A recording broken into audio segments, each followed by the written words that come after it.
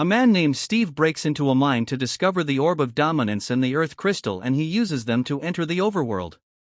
Steve builds a paradise all for himself, when he stumbles across a portal which transports him to the Nether. Whilst in the Nether, Steve is seized by the Piglin leader named Malgosha. Unfortunately, Malgosha wants to destroy the overworld as revenge for being criticized during the Overworld talent show. Steve gets his dog Dennis to hide the orb to prevent anyone else from entering. In the present day, a guy named Garrett, also known as the Garbage Man, wins a contest and opens his own game store. But one day he gets an eviction notice, so he goes looking for things he can sell, including stuff from Steve's old house. While searching, Garrett finds both the orb and the Earth Crystal. At the same time, two kids, Henry and Natalie, have just lost their parents and moved to Idaho. They meet a real estate agent who wants to start a petting zoo. On Henry's first day of school, his jetpack malfunctions and knocks over a mascot at a potato chip factory, so he gets in trouble. To avoid more problems, Henry lies and says Garrett is his uncle. While messing around, he accidentally combines the orb and the Earth Crystal, reactivating the portal. Henry and Garrett get sucked into the mines, which makes Natalie panic. Natalie and Dawn team up with them, and the four eventually end up in the overworld.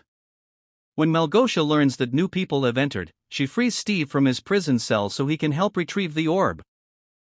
The four of them fight off monsters during the night, and Henry learns how to build things and even makes a fortress. When they try to go inside, Garrett accidentally breaks the orb. As the sun comes up, Steve arrives and saves them. He tells them they need to go to the Woodland Mansion to replace the broken orb. Steve travels with them to a nearby village and shows them how to craft, but they get split up when the Piglins attack. Steve, Henry, and Garrett barely escape from Agast by defeating it, while Natalie and Dawn find Dennis the dog. Dennis promises to help them find Steve again. Meanwhile, the Piglins strike back by releasing the Great Hog. The Great Hog starts chasing the boys, but they manage to escape by riding mine carts. Adding to the chaos, the Great Hog ends up getting blown up by a bunch of creepers. When they reach the mansion, Steve and Garrett put on mushroom hats and distract the pillagers by pretending to throw a birthday party. This gives Henry enough time to grab both the Earth Crystal and the Ender Pearl. Meanwhile, the Piglins send out a new Great Hog, which destroys the bridge to the mansion. Steve and Henry escape, but Garrett stays behind, thinking he's sacrificing himself, although he actually survives the explosion. Later, inside a mushroom house, the whole group reunites and makes up. At the same time, the Piglin leader takes control of the Orb of Dominance, powers it up even more, and declares war on the overworld. The five friends build a bunch of weapons and even create iron golems so they can fight back against the Piglins. Malgosha keeps trying to sneak attack Steve, but in the end she gets defeated.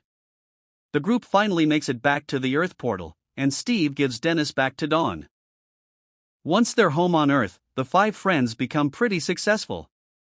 They make their own video game called Block City Battle Buddies. Dawn opens a zoo with Dennis, Natalie starts teaching self-defense, Henry finally finishes his jetpack, and Steve and Garrett start making music together in Garrett's shop.